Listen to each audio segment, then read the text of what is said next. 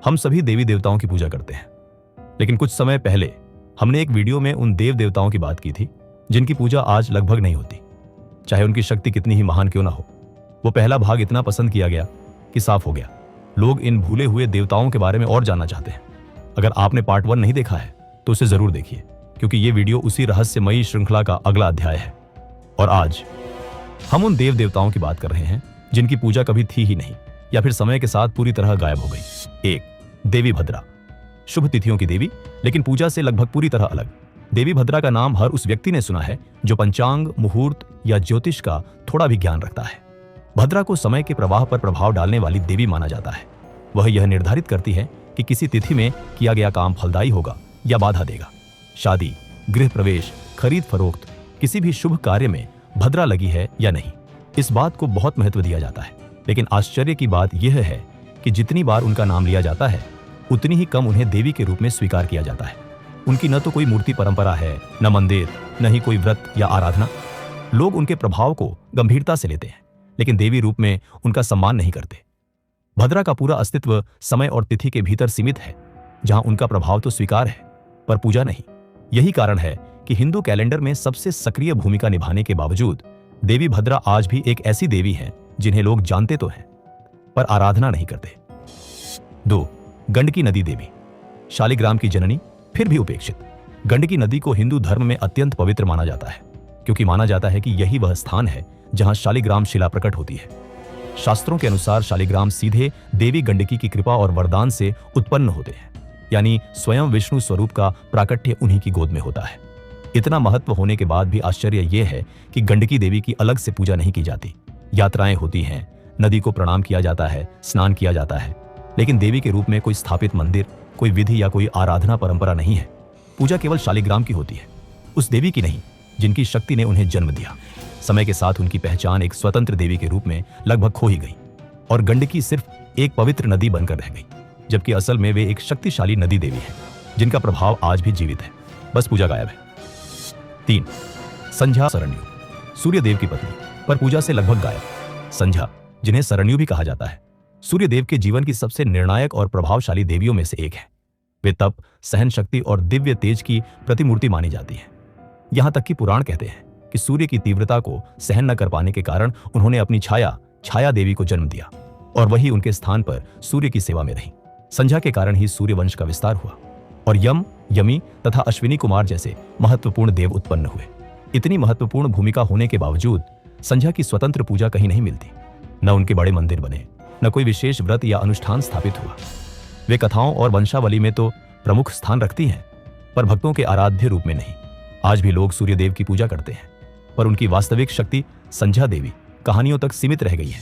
चारमंदा, नेलिनी, शनिदेव की पत्नी, पर पूरी तरह अप्रचलित। मंदा, जिन्हें नेलिनी भी कहा जाता है, शनिदेव की पत्नी के रूप में लोक कथाओं में एक महत्वपूर्ण स्थान रखती है। अनेक पुराणों और क्षेत्रीय परंपराओं में उनका उल्लेख मिलता है। कहीं वे संयम और धैर्य की प्रतीक कही गई, तो कहीं उन्हें शनिदेव के कठोर स्वभाव का कारण बताया गया है। उनके नाम पर कई दिलचस्प कथाएं लोक परंपरा में जरूर जीवित हैं, लेकिन पूजा परंपरा में उनका स्थान शून्य है। न उनके स्वतंत्र मंदिर मिलते हैं, न कोई विशेष व्रत, न कोई स्थापित आराधना। भक्त केवल शनिदेव को ही प्रसन्न करते हैं और उनकी पत्नी का नाम कथाओं में तो याद रखते हैं, पर देवी के रूप में नहीं।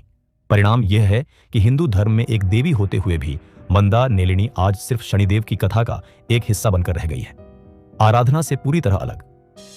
5. अश्विनी कुमार। देवताओं के वैद्य, फिर भी पूजा नहीं। अश्विनी कुमारों का स्थान वेदों में अत्यंत ऊंचा माना गया है। वे देवताओं के वैद्य हैं, सर्जरी, चिकित्सा, औषधियों और पुनर्जीवन जैसी दिव्य शक्तियों के स्वामी। कई मंत्रों और सूक्तों में उनका गुणगान मिलता है, जहां वे बीमार देवताओं को ठीक करते हुए असाध्य को साध्य बनाते हुए दिखाई देते हैं। उनकी विद्या इतनी अग्रणी थी कि कुछ ऋषियों ने उन्हें स्वर्ग के प्रथम चिकित्सक तक कहा है। इसके बावजूद आश्चर्य यही है कि उनकी पूजा का कोई स्थापित स्वरूप कभी विकसित नहीं हुआ। न उनके बड़े मंदिर मिले, न कोई आम जनमान्य व्रत या आराधना। वे ग्रंथों में अत्यंत सक्रिय देवता हैं, पर भक्तों की भक्ति परंपरा में लगभग अदृश्य। समय के साथ उनका महत्व सिर्फ वैदिक श्लोकों तक सीमित रह गया और देवताओं के वैद्य होने के बावजूद अश्विनी कुमार आज भी उन देवताओं में गिने जाते हैं जिनकी पूजा लगभग नहीं के बराबर है। 6. देवी रोहिणी, चंद्र की प्रिय पत्नी, पर पूजा से दूर। देवी रोहिणी को चंद्रमा की सबसे प्रिय और प्रभावशाली पत्नी माना जाता है। ज्योतिष में रोहिणी नक्षत्र अत्यंत शुभ माना जाता है और इसका सीधा संबंध इसी देवी से जोड़ा जाता है। कई कथाओं में रोहिणी का चरित्र सौंदर्य, करुणा और स्थिरता का प्रतीक बताया गया है। यहां तक कि चंद्र के रोहिणी प्रेम को लेकर 27 नक्षत्र पत्नी कथाएं भी पैदा हुई।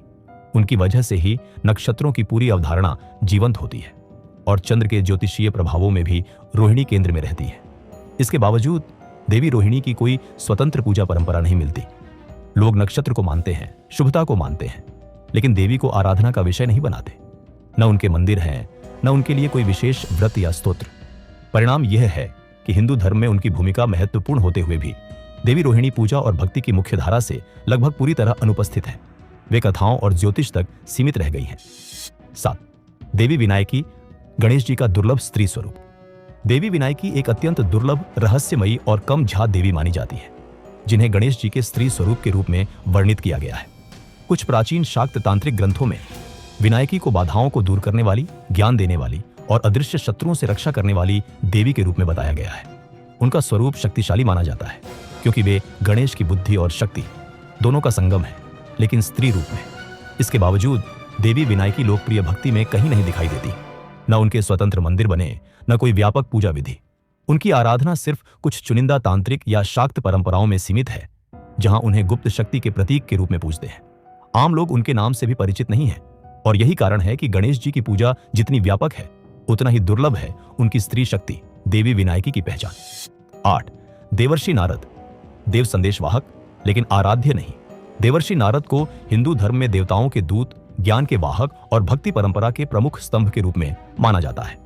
वे लोक, स्वर्ग और पाताल तीनों लोकों में स्वतंत्र रूप से चलने वाले ऐसे देव हैं जो हर कथा में महत्वपूर्ण मोड़ लेकर आते हैं। वेदों, पुराणों और महाभारत तक में नारद ही वह पात्र हैं जो सत्य, चेतावनी और ज्ञान का संचार करते हैं। उनकी प्रसिद्ध नारद भक्ति सूत्र भक्ति योग का आधार मानी जाती है। इसके बावजूद आश्चर्य की बात यह है कि नारद की पूजा कहीं नहीं होती। न उनके नाम का कोई बड़ा मंदिर है, न कोई व्रत, न कोई विशेष पूजा विधि। कारण सरल है, नारद को आराध्य देव नहीं बल्कि देवदूत माना गया है।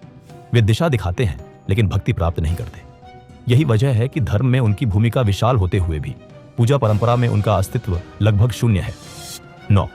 प्रजापति दक्ष, देवता परंतु उपेक्षित। प्रजापति दक्ष देवताओं के प्राचीन और शक्तिशाली वर्ग, पितृदेवताओं में से एक हैं। वे सृष्टि के संगठन, नियमों और प्रजावृद्धि के संरक्षक थे, यानी उनकी भूमिका ब्रह्मांडीय स्तर पर अत्यंत महत्वपूर्ण थी। लेकिन सती कथा के बाद उनकी छवि हमेशा के लिए बदल गई। जब उन्होंने भगवान शिव का अपमान किया और सती ने यज्ञ कुंड में देह त्याग कर दिया, तब यह घटना दक्ष के नाम के साथ एक स्थायी दाग की तरह जुड़ गई। इसके परिणाम स्वरूप उनकी पूजा लगभग पूरी तरह समाप्त हो गई। न आज उनके भव्य मंदिर हैं, न कोई स्थापित व्रत या आराधना विधि। धार्मिक ग्रंथों में उनका महत्व बना रहा, लेकिन भक्ति परंपरा ने उन्हें स्वीकार नहीं किया। यही कारण है कि देवता होते हुए भी प्रजापति दक्ष हिंदू धर्म के उन दुर्लभ देवों में गिने जाते हैं जिनका नाम तो हर कोई जानता है, पर पूजा कोई नहीं करता। 10. भगवान यमराज, न्याय और मृत्यु के देव लेकिन पूजा से दूर। भगवान यमराज को धर्म का देवता भी कहा गया है, जो हर जीव के कर्म के अनुसार न्याय करते हैं और मृत्यु के बाद की यात्रा का मार्ग निर्धारित करते हैं।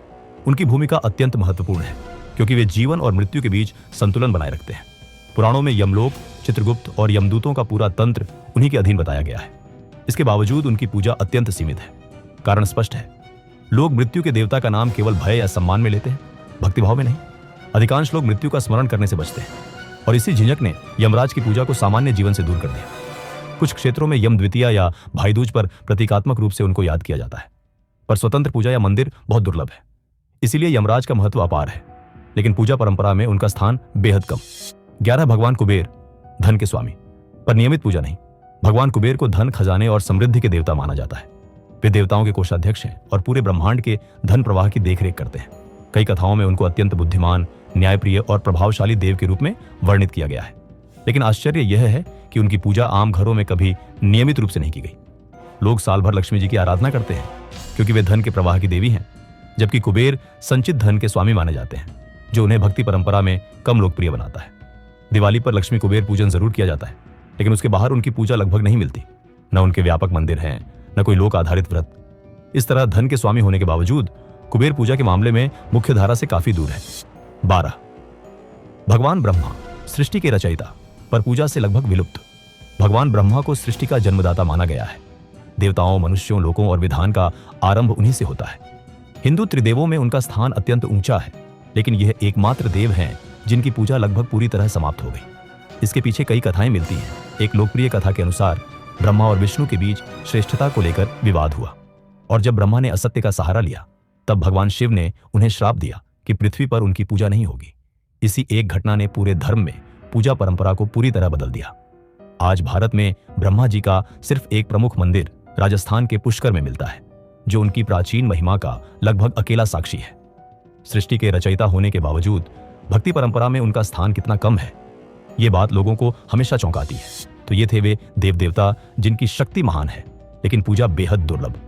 अब आपकी बारी। उनकी विशाल अगर इस वीडियो पर 10,000 लाइक्स पूरे हुए तो अगला वीडियो होगा और प्रभु हनुमान जी के 10 वर्जित रूप जिनकी पूजा नहीं होती, और कमेंट में जरूर बताइए इन 12 नामों में से किस देवता को आपने पहली बार सुना। आप देख रहे हैं देसी ग्रोथ हब, रहस्यों का सुनहरा सफर।